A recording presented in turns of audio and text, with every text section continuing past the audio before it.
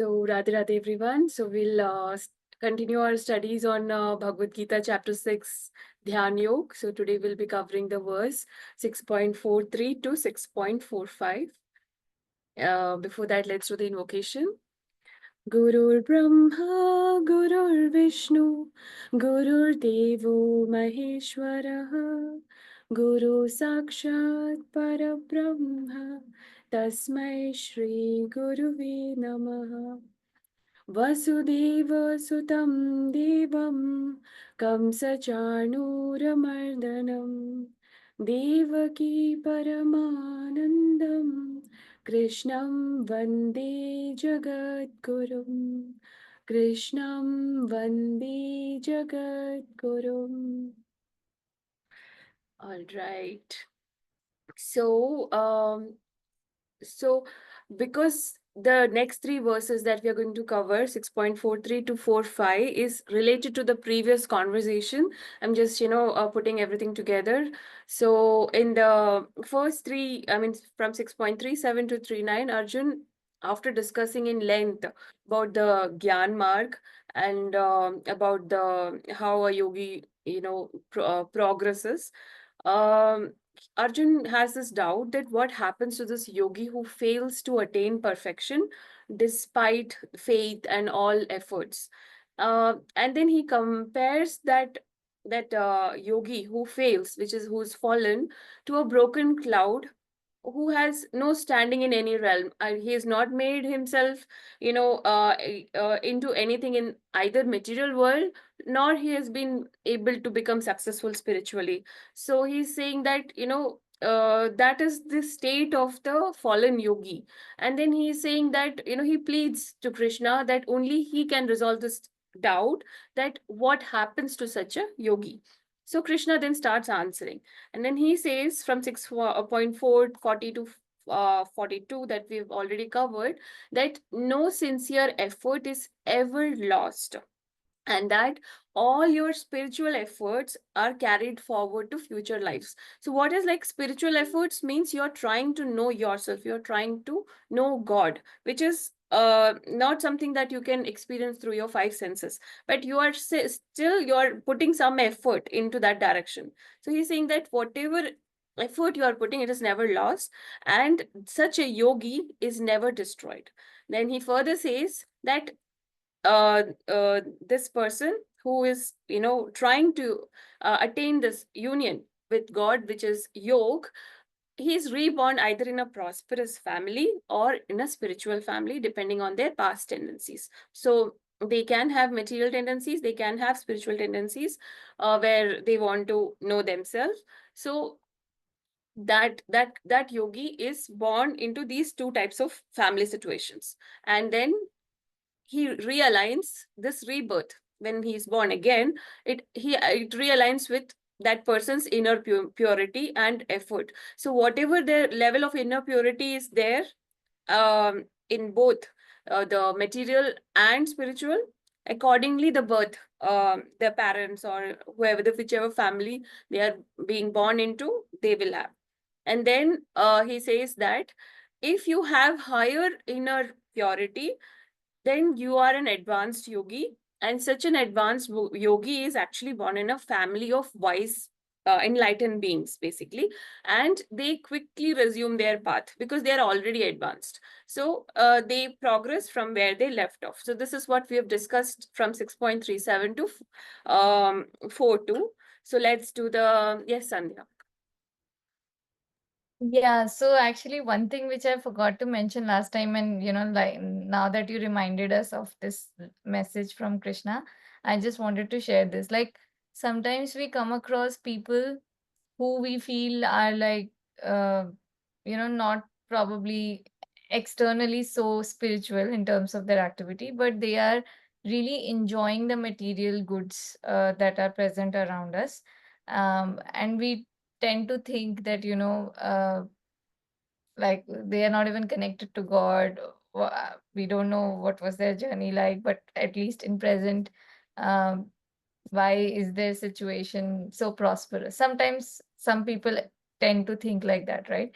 So this really learning from this shloka gave me a very nice perspective to think, even in those situations. Like, you never know what was their journey earlier and what is God's plan for them. It's possible that God is just giving them the material goods, but they are already much evolved in terms of their journey. So it's very wrong for us to, based upon external, think about someone as spiritually less evolved, or I mean, ideally, for everyone, we should think that they are more evolved than us. But I just wanted to bring this perspective forth. Yeah. Thank you, Sandhya. Yeah, and actually, I've also heard that Krishna, I mean, I don't remember the context, but basically, Krishna is gives a person something that they wish for.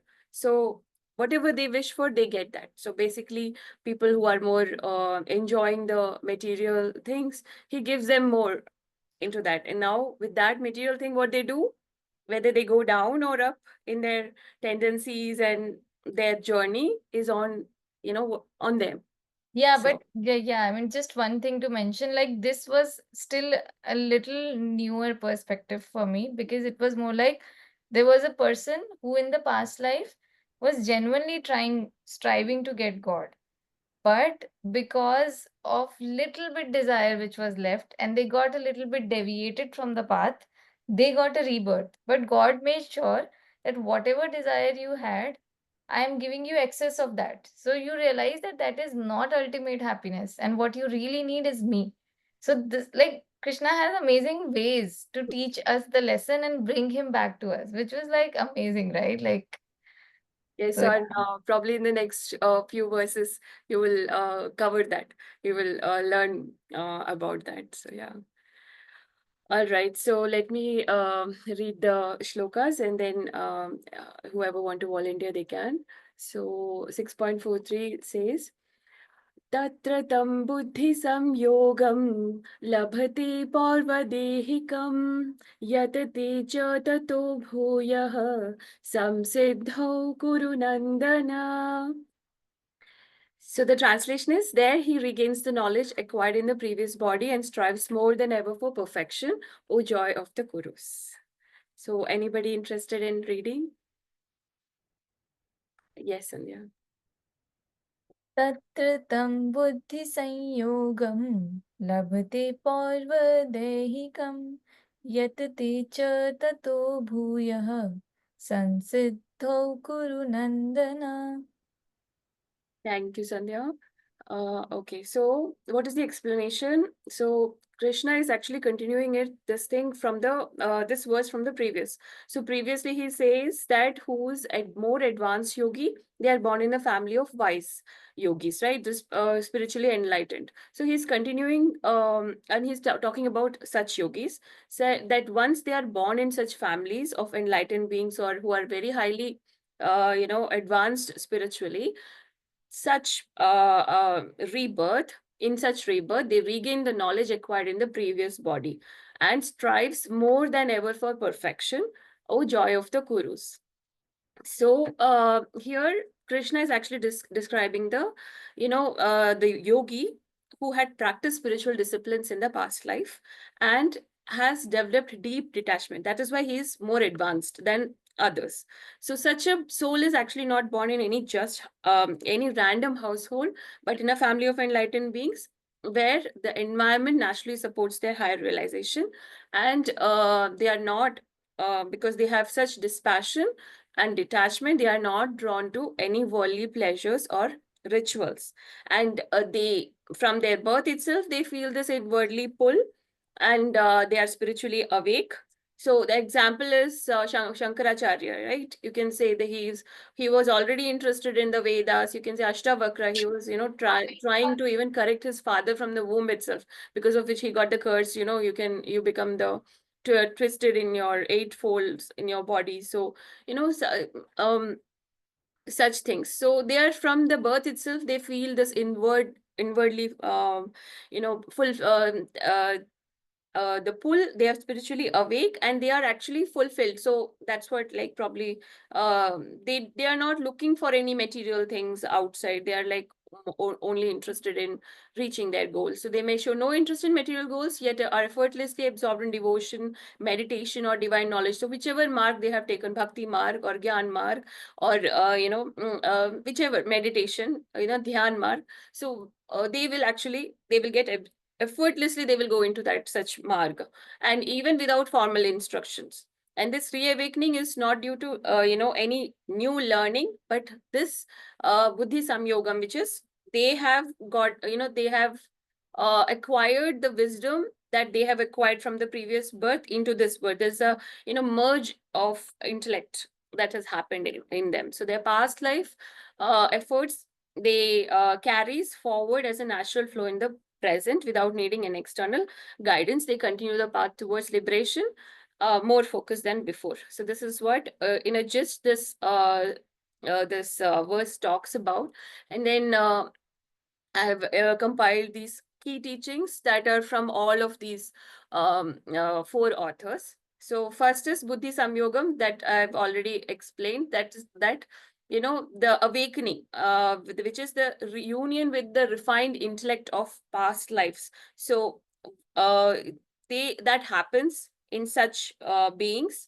So they are already dispassionate. They have already all these beautiful tendencies, um the saṁskāras, everything they get from their past life. So they will just become more one pointed. So an example is, it's like a traveler, they take rest for some time, but when they wake up, they pick right where they have left off. So if if you are if we are naturally getting inclined to say devotion, then you will not be starting from the very first rung. You will be like very high up there, and you will be intensely involved. Intensity definitely increases, depending on your this the state that you are.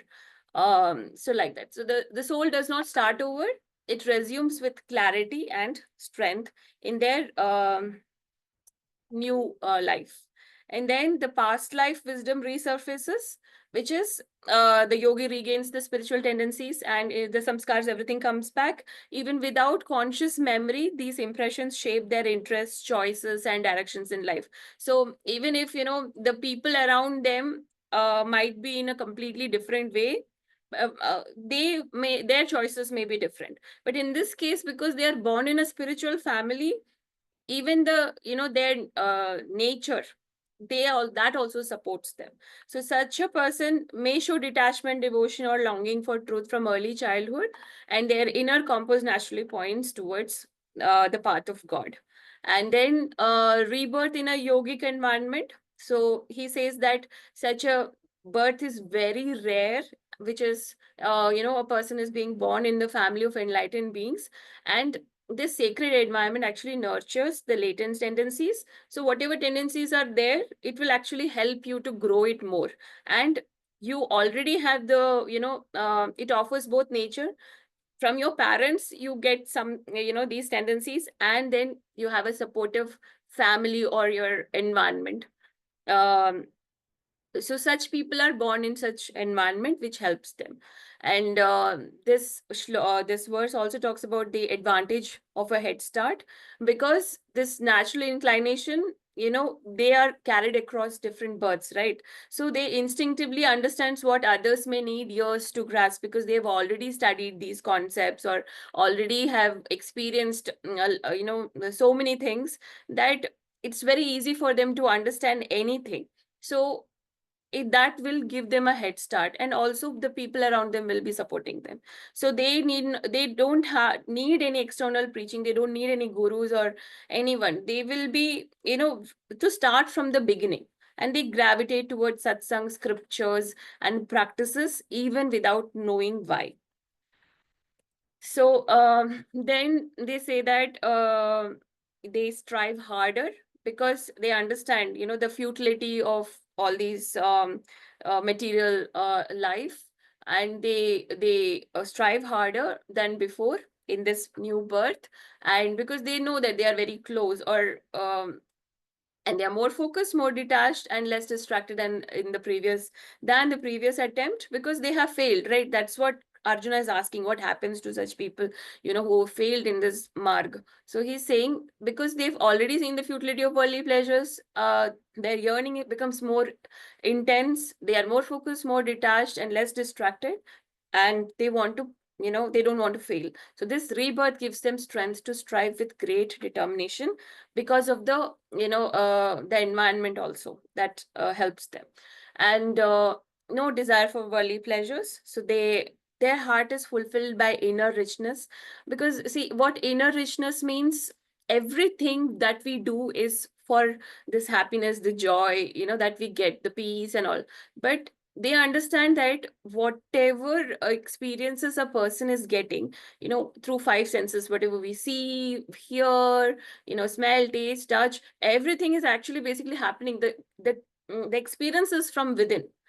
So they don't, ultimately we come and calm down and we sit in one place and we are happy, right? And whatever we get, we are happy. So they understand that it is not because of the external things that we are happy, but the tendency of this joy is actually coming from within. So they stop and they become a people who are living in this moment, and they enjoy that. So they are like, all their heart is always fulfilled by inner richness and not external distractions. And they have already experienced the sensual enjoyments in the prior lives, so they no longer crave it. And they seem detached, this person is not, coming with me for parties or whatever. So they may seem detached and even disinterested in normal pleasures for others, but inwardly they understand that the joy is all from coming from within, and I have this access to it, and I'm happy. I'm not looking for pleasures outside.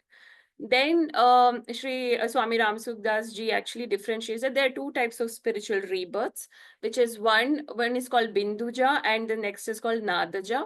Binduja is people who are born in yogic family, which this teaching is talking about. That person is actually, being born in a family of enlightened beings or highly advanced yogis. And Nadaja is those people who begins their journey, spiritual journey, by saintly association. So, which example is Narada Muni. So Narada Muni was the son of the maid servant, right?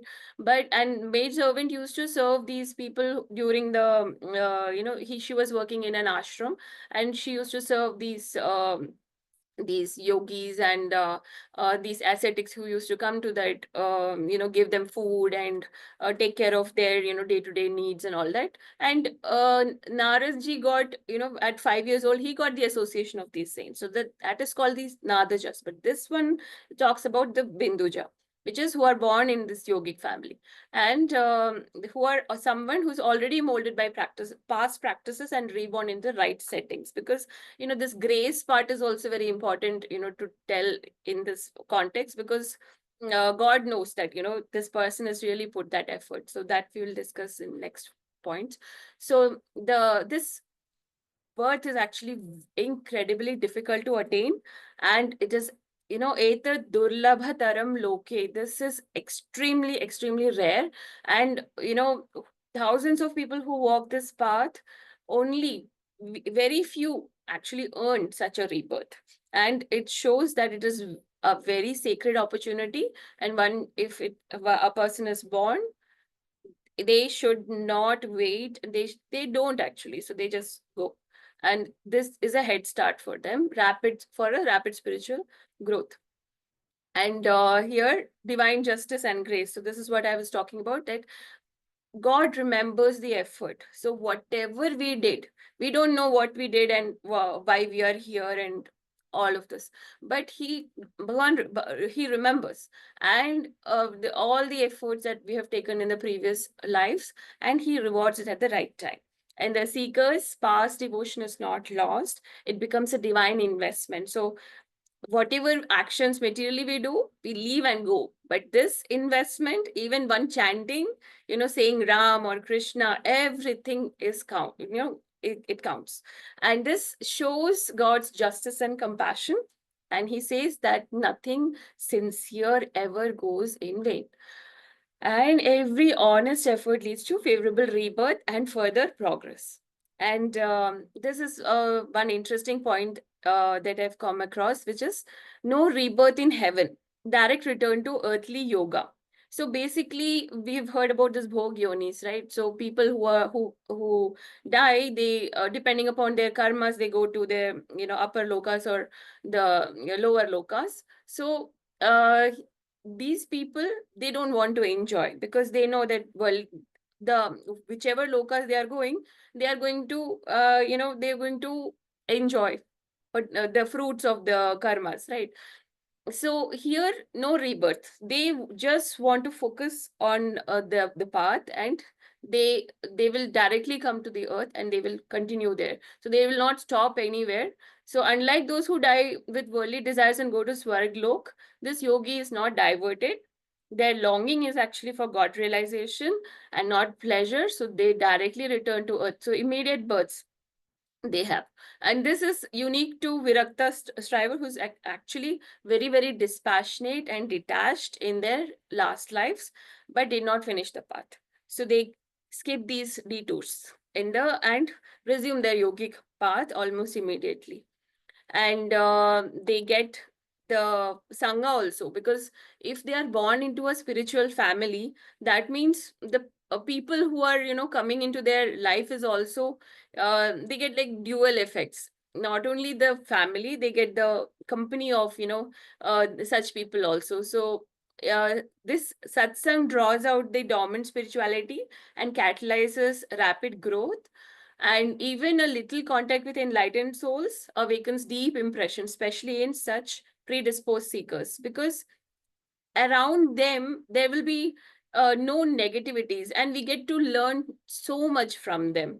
So we naturally want to be like them. So that's the advantage that they get. And their journey speeds up with when surrounded by those who reflect their own higher nature. So if this person is like this, then I can also be like that. And then the striver's inner vision is clearer. So obviously uh, uh, they are they may appear like ordinary people at first. Their mind is naturally, but their mind is actually inclined towards equanimity and detachment. This inward clarity is part of their samskar. And they can clearly distinguish between what is real and unreal. So what is real and unreal? Real is something that is permanent. So if your body is permanent, then it is real, but we know that it is not permanent. So they know like that, they will decide, and then they go behind what is real. And they have deep vairagya. So these inner qualities guide the soul back to meditation, devotion, all of this. So this is what the whole teaching is talking about. Then something that I came across, which is the chakras as gateways to loka experience. So this is like, they are not like physical gates, but consciousness portals. So like we've discussed in this no rebirth in heaven, right? So what happens to these people who are what do you mean by rebirth or going to heaven? So he says that these each chakras actually represent a vibrational frequency. So what is vibrational frequency? You can just think like, the thought patterns that we have, the tendencies that we have. So these are the vibrational frequencies. So when we do chanting or devotion, so whichever the our frequency is actually related to god, so it is increasing. So then when our frequency increases, then the chakras that the physical is not the consciousness portals, it gets keeps on elevating. So a person actually who leaves from say heart attack, they have their anahata chakra open. So you go to associated lokas, so something like sutala or swarlok.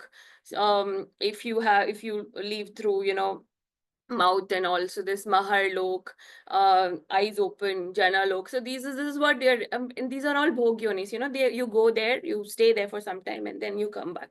And this coming and going is happening even till satyalok. Okay, so this is what I got from somewhere. So like when a person's consciousness establishes in a specific chakra, they begin to resonate with the plane of existence. And uh, here I have actually I mean, whenever you get time, you can read like what is the tendencies of these lokas and what is the dominant virtues. So if you see that all these chakras are more or less balanced when you are in the higher loka. And the interesting thing is when we are in the bhulok, that is when we are having this human experience, we can we can create karmas, which is devotion or the opposite of that. So and we have this potential for awakening or bondage, and we can go up or down. So this is the option we get in the bhulok. So just wanted to say that. So I have a story of Shukha Goswami that aligns with this verse, which is he was son of the sage Ved Vyas, and who was the compiler of Vedas. And before even he came out from his birth, he was already self-realized, and he didn't want to come out. So because he thought that he will become entangled in this Maya. And then Vedas actually goes to Krishna and requests him, and Krishna personally comes and tells, no, you, Maya will not affect you, don't worry, you come out. So the moment he comes out, he's still not interested. He's like completely detached. So he's no, he has no attachments, no desires, and he actually stays in the womb for 12 years. And he lived untouched by any duality. So he comes and he just leaves Vedvyas at that moment itself. So then there is a devotional account that one day some disciples of Vedvyas saw a radiant young ascetic in deep meditation, and they went and reported this to Vedvyas. And Vedvyas suspected that it might be his son, and he told, that go and recite this Shloki Bhagavatam, 4 verses, to his ears. And these disciples of Vedas, they go and say this. So when he hears this, Shukdev, comes out of his meditation, this deep trance, the samadhi that he was in. Moved by their spiritual sweetness, he returns to Vyasa and learns the Bhagavatam, not for knowledge, but to relish this divine love. And he later um, becomes the teacher of King Parikshit, that we know that he reciting the Bhagavatam over 7 days and guides him to liberation. So what is Chatushloki Bhagavatam? Initially there was Bhagavatam was only four shlok, and now it is 18,000 shloks. So this is what even Narada Muni told to Vedvyas for initiating him into this story. So basically Shukdev Goswami is an example of Binduja, born in this, and at the appropriate time, grace made it possible for him to learn this, and even though he was self-realized, enjoy this sweetness, which is divine love. Yes, Sandhya. Yeah, so this self-realized term that you used, but yeah, I mean, so my understanding was that Shukdev Goswami was already realized Yes. individual. So he was not someone who was on the journey but had not yet completed it, right? So he Mm, had completed the journey, but I guess in the Gyan Marg, but he got the Prem Marg in this correct. birth, right? Correct. So, like the sweetness keeps increasing, right? So, self-realization means you are one with everything. So you know that there is no difference between you and the whoever, living, non-living, everything is one. But then it stops at that. But they can go one step further if they form these relations with Bhagavan. So, which is, bhav, shant bhav, dasi bhav, Sakhya Bhav, Vatsalya Bhav, and Madhurya Bhav. So, how higher your bhavs are, all the other bhavs naturally gets involved into it. So, he got, to experience that through Bhagavatam. So, and this is also, as Shukha Muni, he was, as a parrot in his previous life, he was actually involved in the this Leela of Radha and Krishna in his previous birth.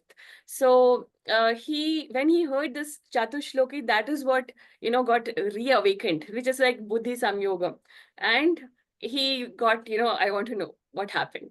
and he got to relish this sweetness. Yeah, actually, in the chat, Dhruvil had mentioned another example, which was of Narsi Mehta ji, which actually I did not know that apparently there is a story about him that he was, I think what name I forgot he mentioned, Muku Chand ji. Yeah, Gandh. Muchun Kand ji. He was a king in his previous birth, and then probably he couldn't complete his journey. And then God gave him birth in conducive circumstances where he could learn how to do bhakti. And we all know about Narsi Mehta ji. So, Okay, thank you, Dhruvil. All right. So, yeah, so this is the key teachings and learnings of this verse. So, let's, also, yeah, Dhruval has raised his yes, hand. Maybe he yes, wants to add something. Yeah. yes, Dhruvil ji. Radhe Radhe, yeah. I may be wrong. I heard this in Premanandi's satsang recently, but I think the same shlok that Devji, like, awakened the love in him. Um, I think Chaitanya Mahaprabhu's associate as well, Nityanand he same shlok. Like, they recited it, and then the past saṁskāras of prema, I think, arose back in him. So, What yeah, is that very. shlok? This Chatushloki I Bhagavatam, I think. I I, don't know the shlok, but I okay. think it talks about the beauty of Krishna, I think. So, yeah. Okay, awesome. We should definitely bring it to the class and all of us should go through those. If it is about this Chatushloki, we should go through this. You never know if it helps any of us even more. So Yeah. yeah. All right. Okay, so thank you, Dhruvil. All right, so let's go forward. All right, so next shloka is 6.44, the pull of the past practice. So I'll just read the shloka. Pūrvābhyāsena tenaiva hriyate ह्यावशोऽपि सः जिज्ञासुरपि योगस्य शब्दब्रह्माति वर्तते. And the translation is, by virtue of the divine consciousness of his previous life, he automatically becomes attracted to the yogic principles even without seeking them. Such an inquisitive transcendentalist stands always above the ritualistic principles of the scriptures. Yes, so anybody is interested? Okay, so I'll just continue. All right, so the explanation says that Krishna explains that what happens when a yogi is not reborn in a spiritual home. Okay, so here, if you remember in this, he says that they are actually either born in a prosperous family or a spiritual family, right? So we've already discussed what happens when they are born in the spiritual family, and now this is about being born in a family of wealth, comfort, ritualistic values. So they say that even if the surroundings are materialistic, there's tendencies, the past spiritual efforts and the samskaras are very strong. So they get naturally, when the appropriate time comes, they get naturally, Bhagwan brings them and they get attracted to this kind of life where they are, they rekindle all their past samskaras and the tendencies, and they go out all the way into Bhagwan, path of God. So even even if there is luxury or worldly distractions, that inner dissatisfaction, a longing, uh, you know that the world cannot satisfy, will be there within them, and that is called, a pull, call of the divine. And even the person actually becomes very surprised. They often surprises both the person and those around them. you know how come I am able to get so much into this, why they are not understanding, that kind of this. And they may not even know why they feel this way, but it comes from deep within.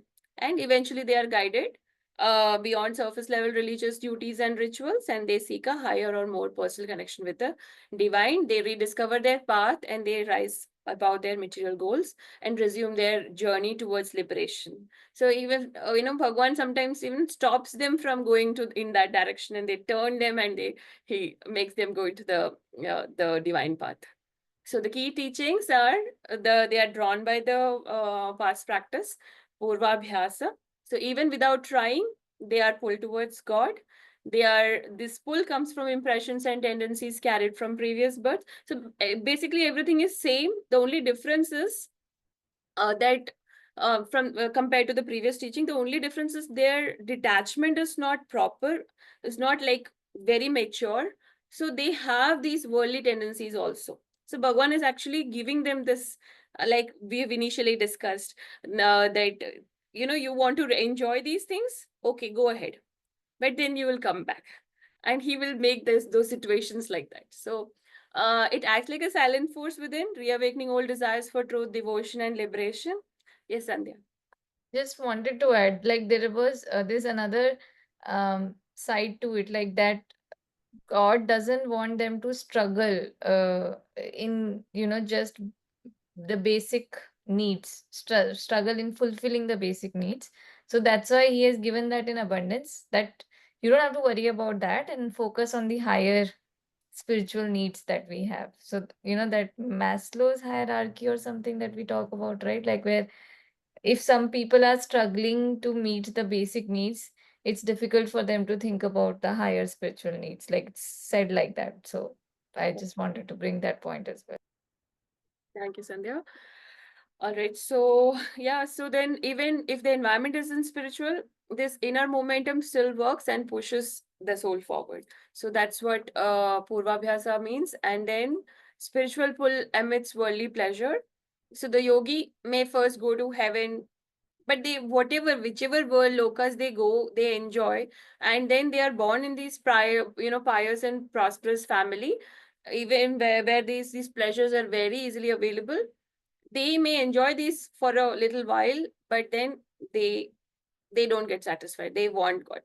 So eventually they feel disinterested. That vairagya sets in, and they return to the path of yoga. And this there is an involuntary progress called gati. So what is gati means? Whichever wherever they stopped in the previous, when the right time comes, it's like you get spiritually advanced, and you start from there. So that is called gati. One thing. All right. I'm just 1 second. Oh, I'm just coming.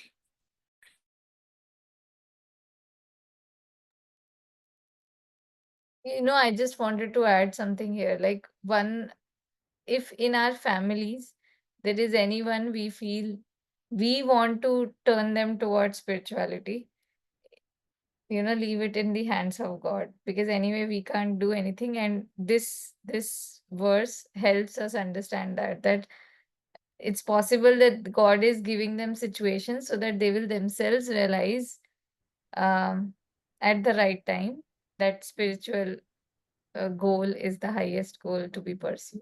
Yeah, Pratushadi, I just Thank you, added Sandhya. something in between. Yeah. All right. So yeah, so this gati is like they don't have to do any effort, but that whatever effort they did, it just comes out. So then even without a teacher, scripture, or guidance, they move forward, drawn by their own hidden light. This practice continues naturally, as if the soul remembers what it once loved. And that is this gati that they get, once this whole thing gets rekindled. And when that will happen, it's like a seed, it is there within you. At the appropriate that spiritual watering happens, you naturally go to the satsang, or somewhere uh, this whatever, text, gyan marg, or meditation, you will reach there, and it will just rekindle, and you will just start getting those things. So and then they go beyond this ritualistic path, and the seeker eventually grows beyond ritual, scriptures, and everything. And they start, they want to experience God rather than read about them, or whatever else, so rather than rewards or heavens, they will actually go beyond this. They want to enhance. So same way like the previous verse. So yeah, 1 second.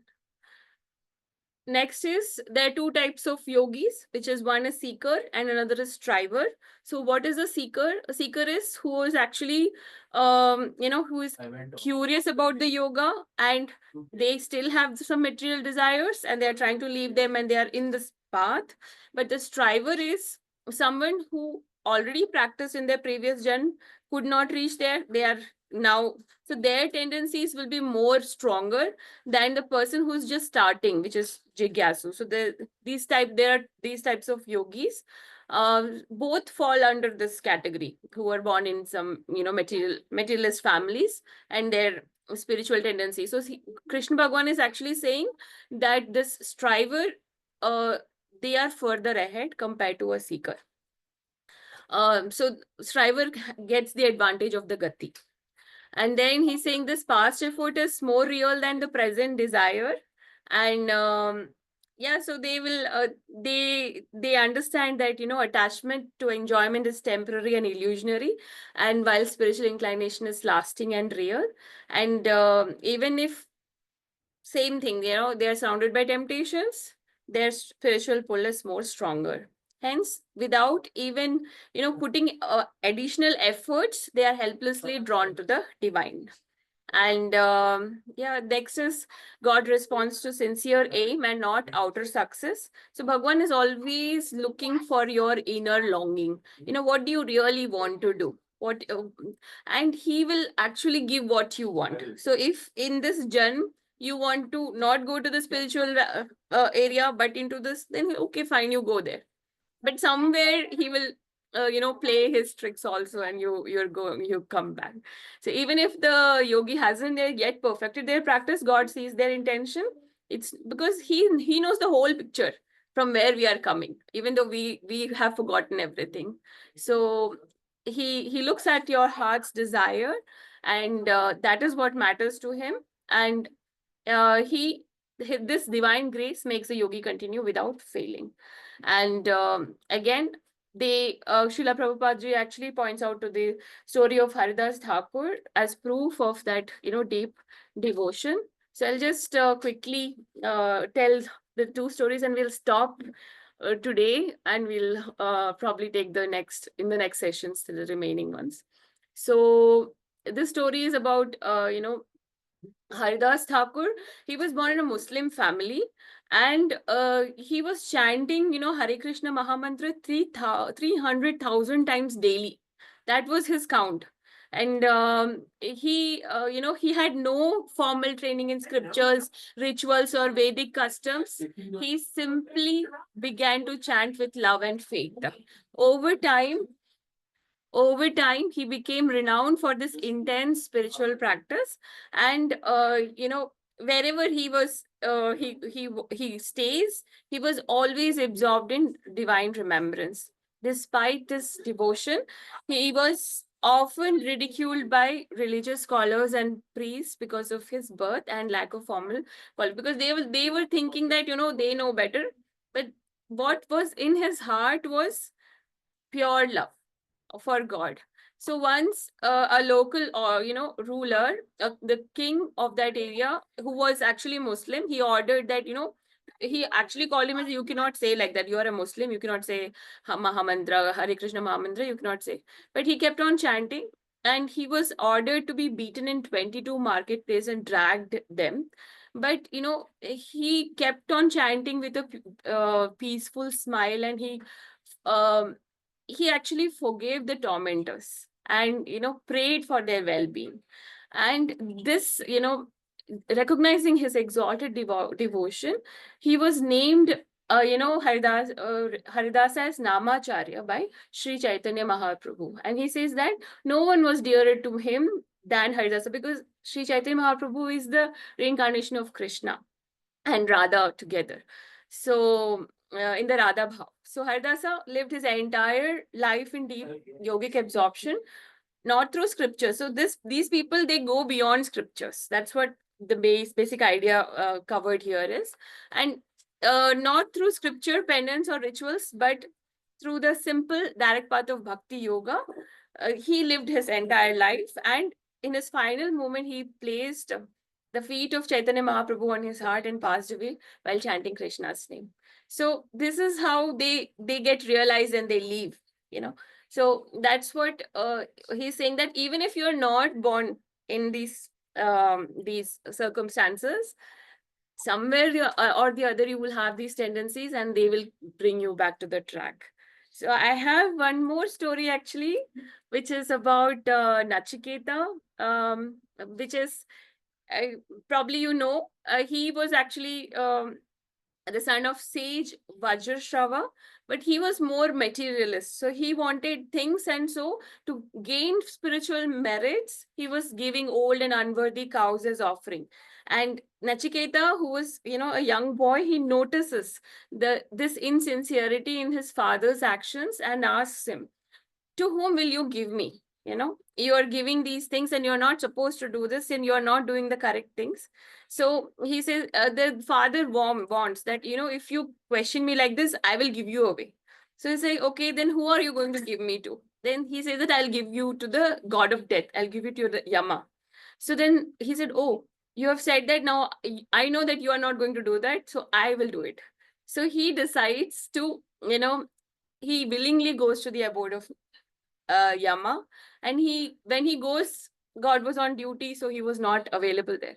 So he waits for Yama to come back for 3 days outside his palace. And when finally Yama comes, he sees that, okay, this boy, he was waiting for me, so he can ask 3 boons, whatever you want. So he two of them, he asks that, he wants peace with his father, and he wants the fathers to be forgotten for whatever, and he wanted to knowledge of the fire sacrifice. But then for the third, he asks a deeper question, that is, what happens after death? Such a small young age, and he wants to know this. Does the soul still exist, or does it perish? So Yama at first avoided this question and says, you can have anything, long life, riches, music, kingdoms, I'll give you anything, but don't ask me this question. It is very difficult. He says, no, I just want to know this only. And if you're ready to give me these things in exchange for this question, that makes it more important. So I want to know this only. And then, he said these pleasures fade. So then what I seek is eternal truth.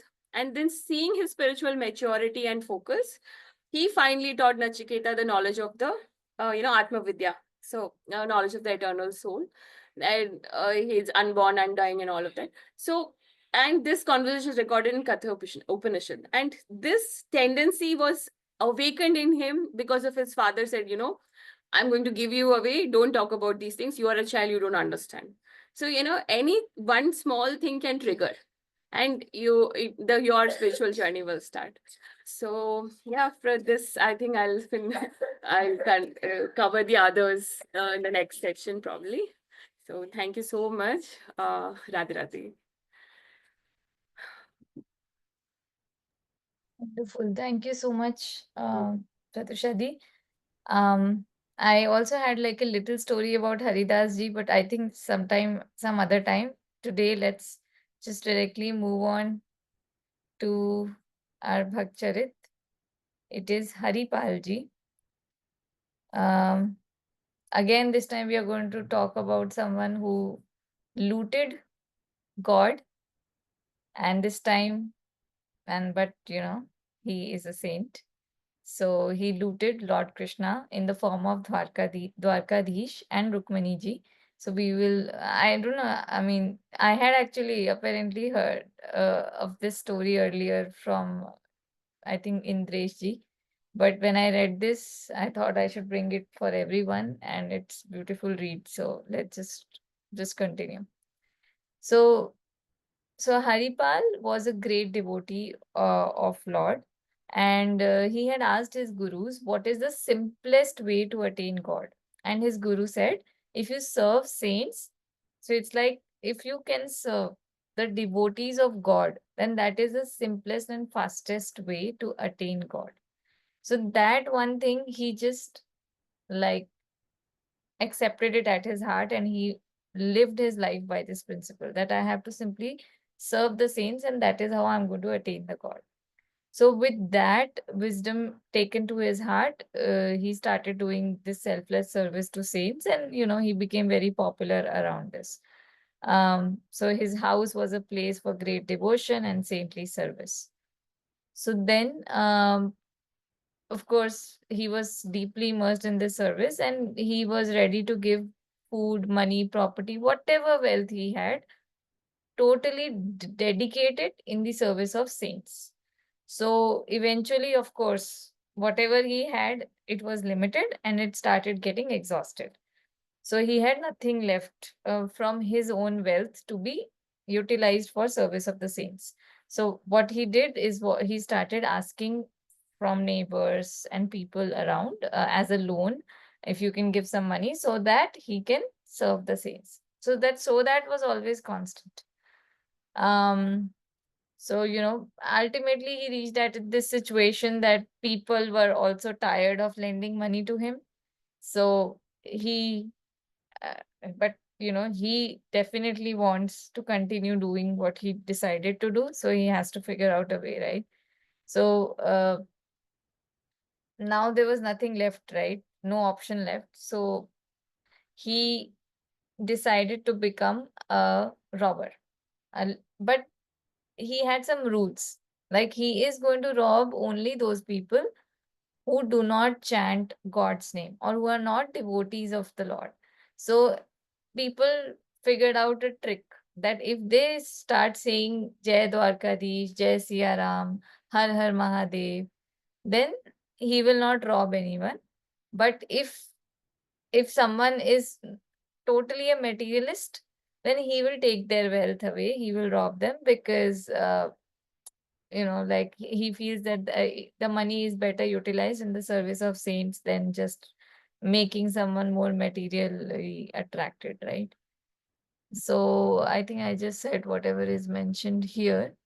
But what happened through this part, like through this action of Haripalji, more or less the entire city started chanting God's name to save them from being looted by Haripalji, right? So, so this was a beautiful thing that the wave of Nam Sankirtan, chanting of God's name, spread across the entire region. However, this again created a new challenge because now everybody learned that if they take God's name, Hari Ramji will not loot them. So, now he had no one to be looted. And how does he serve the saints now? So he was facing this crisis and he talked with his wife. So he asked his wife to, okay, now there are many saints who are coming to our house. We need to arrange for food. So the wife said that we don't have anything. So he suggested, okay, go to some neighbor and ask them. So she went, but the neighbor, literally knocked the door shut on her face because they had the past experience that the money is not going to come back and they were tired of giving money for serving the saints. So now Haripalji actually prayed to Krishna. He said that, oh Lord, now my goal is to simply serve the saints. So it doesn't matter whether I attain you or not. Let not the saints leave my home hungry today. So no path is visible for me to be able to achieve this goal. So please shower your grace. Only that way we will be able to serve the saints.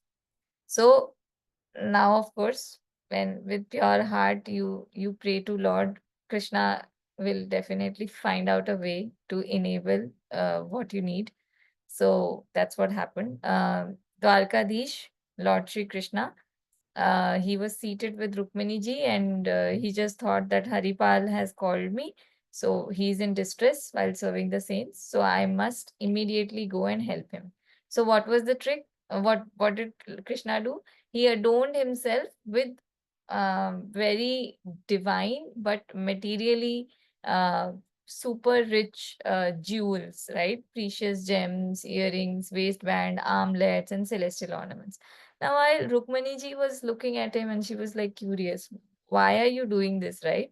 Why are you getting into this new attire? So he smiled and replied, one of my devotees in distress. So today I'm going to visit him. So Rukmani ji was like, if you're going to meet such a great devotee, I also want to accompany you and see the devotee. So Lord said, okay, but remember, do not wear any divine symbols. I do not want the devotee to know, that we are his Lord. Just wear worldly ornaments and attire. So Rukmani ji was like astonished, like, who is this devotee who doesn't want us to wear divine stuff? But okay, as you say, I'll come along. And so Krishna said, just come and you will be overwhelmed by his devotion. So Rukmani ji was all this while very curious. So they, they basically became a Seth and Sethani, and they walked along this path where Haripalji is known for looting people, right? So they said they met Haripalji and said, "We are wealthy travelers journeying through the forest. We need assistance to safely cross the path." So as soon as Haripalji received this news, his heart was filled with joy that, wow, my Krishna, my Lord, has graced me and he has sent people whom I can rob and serve the saints. So with that, he stepped outside and saw that, yes, indeed, there is this couple which are wearing extraordinary, they're of course extraordinarily beautiful, but they're also adorned with radiant jewel encrusted ornaments. So Lord said, "We have gold coins. If you help us cross forest safely, we will give you some wealth." So one more important thing, the Lord knew that if he would have taken his name or any other god's name, if he would have chanted any name, then Haripalji won't loot. But he wants to help. He wants to get looted by him, right? So he's not taking any name and he's just showing himself as a very worldly person, right? So he's saying that just help us, we will give you lots of gold coins. And this is funny, right? This is interesting that the Lord who helps every individual to cross over the ocean of worldly existence, he is asking Haripalji to help him cross the forest. So that is the Leela of God for his devotees. So now, he, to avoid suspicion, he did not take any name of God. And Haripalji was like, now even more certain. This guy is not a devotee, so I can easily, happily loot him. And there is so much that I can serve so many saints. So, so then, now also Rukmani ji is quite confused observing all of this. She's like, why is he, who's the wielder of the Sudarshan Chakra, seeking the help of a mere human? So she asked, "You possess the Sudarshan Chakra and infinite power. Why are you asking for help from an ordinary man?" So the Lord smiled and replied, "Do not question, just watch. I told you, didn't I? He's my great devotee. So just keep watching, you will realize it yourself."